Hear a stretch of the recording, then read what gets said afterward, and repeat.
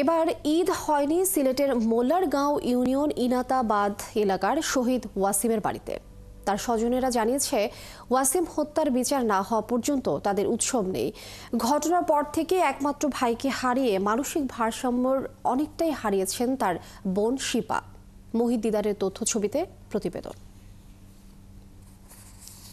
মা মারা যাওয়ার পর মাত্র 7 বছর বয়সে একমাত্র বোন শিপাকে নিয়ে ঢাকায় চলে আসেন ওয়াসিম।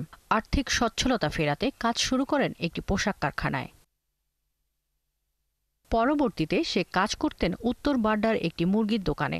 সেখান থেকেই বৈষম্য বিরোধী ছাত্র আন্দোলনে যোগ দিয়ে পুলিশের গুলিতে নিহত হন। তবে গুলি লাগার খবর পেয়ে ঢাকা মেডিকেলের ওয়ার্ডে ওয়ার্ডে খোঁজার এক পর্যায়ে একজন আনসার মর্গে খুঁজতে বলেন।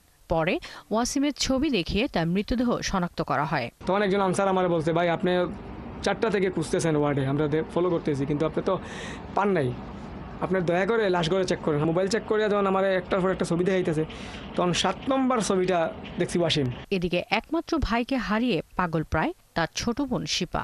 এখনও সেই দিনের স্মৃতি মনে করলে মুর্শা যান। দাবি জানান ভাইয়ের হত্যাকারীদের বিচারের।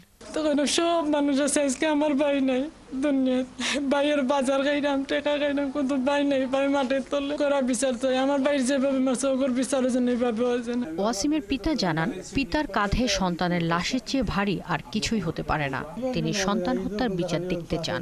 সত্য হইলে আমার বাচ্চা লাগে, আমার খানদের আমি যত বাচ্চা করে আমি বিচার চাই। আর সদর উপজেলার সাবেক ভাইস চেয়ারম্যান জানান, জুলাই আগস্টের পর এই নতুন পরিবেশে সবাই ঈদ উদযাপন করলেও নিহতদের পরিবারগুলো তা পারেনি। ওয়াসিমকে নির্মমভাবে হত্যা করা হয়েছে। সেই রক্তের উপর দাঁড়িয়ে আজকে সারা বাংলাদেশের মানুষ আনন্দিতভাবে ঈদ উদযাপন করছে, কিন্তু তার ফ্যামিলি সেভাবে ঈদ উদযাপন করতে পারছে না। এই ওয়াসিমের হত্যাকারীদের দৃষ্টান্তমূলক বিচার হোক। শাকিলা শম্পা, ৭১।